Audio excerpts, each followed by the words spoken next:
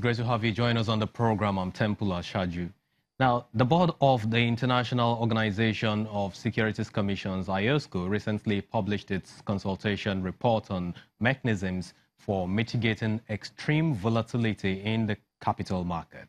While expecting feedback from the capital market community across Africa by May the 6th of this year, 2018, the proposed recommendations, which aims to assist trading venues and regulatory authorities in the implementation of those mechanisms, is now being examined by operators and regulators across board in the continent. And on the show this evening, we'll be joined later on the program by a well-known quasi-regulator to give us insight into this report and what some of those mechanisms are, and again, how they will impact on the controls that needs to be applied to market regulations and integration when it eventually takes place.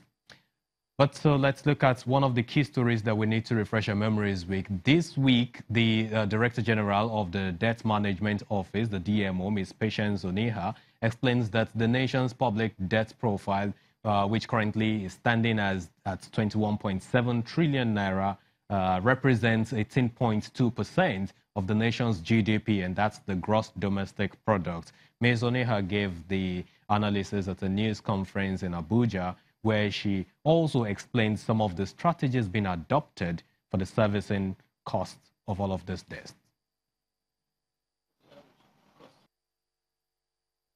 We took part of our new borrowing, domestic borrowing, and tied them to capital projects in the budget.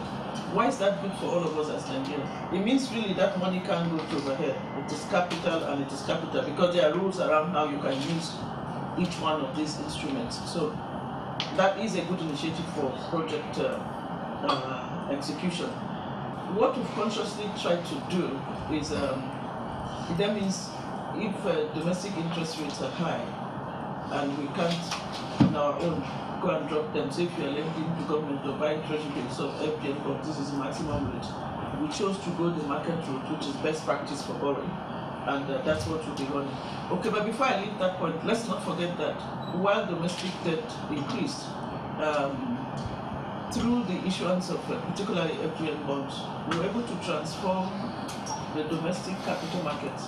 We actually have transformed the Nigerian market to the extent that there's now a dedicated institution called the Financial Markets Dealers Quotation for fixed income trading as well as FX. So it had its positive sides. Let's just say where the government is suffering is from the debt service.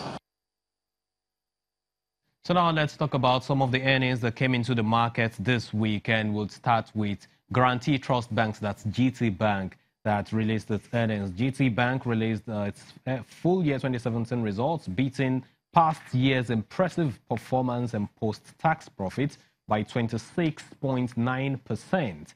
This reflects the cautious loan growth stance taken by the peers in the industry amidst heightened risk environment within the period. Now, the lender's interest income came in strong as the interest rate environment supported the top line.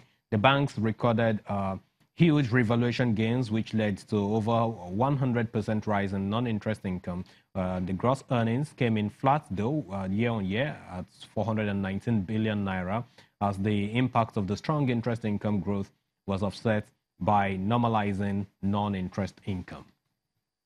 Next on the banking radar before us is that of Stanbic IBTC, which was also posted this week. Stanbic IBTC's full year 2017 report this week shows a gross earning of 212 billion naira, representing 35.8% increase. For the profit before tax, investors had been briefed of the 61 billion naira, seen at the bottom line, posted and reflecting about 70% increase. Now, the bank's board has, however, proposed a 50 kobo dividend for investors.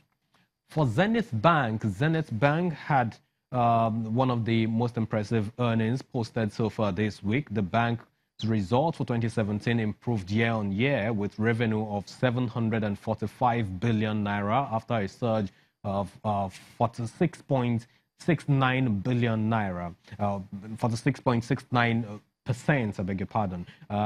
Interest income rose 23% year on year to 475 billion naira, while non-interest income more than doubled year on year to 271 billion naira. According to the financial institution, the non-interest income was largely driven by trading gains as well as record processing volume of transactions. And with a profit after tax of 177 billion naira, the lender looks to reward investors with 2 naira 45 kobo in dividend. And that's the highest from the banking sector so far, while going by dividend payouts to investors.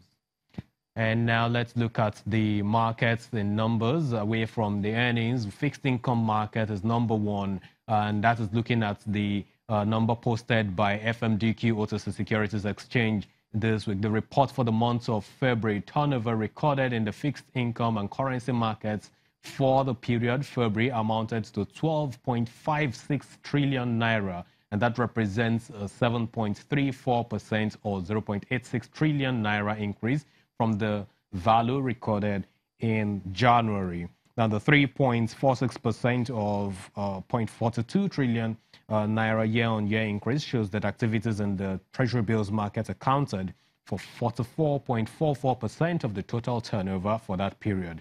In terms of the foreign exchange markets, it contributed 33.13% to the figure before us, while the money markets, repos, buybacks, and unsecured placements added 16.90% to the record, maintaining the same market share for the previous month, referring to January here.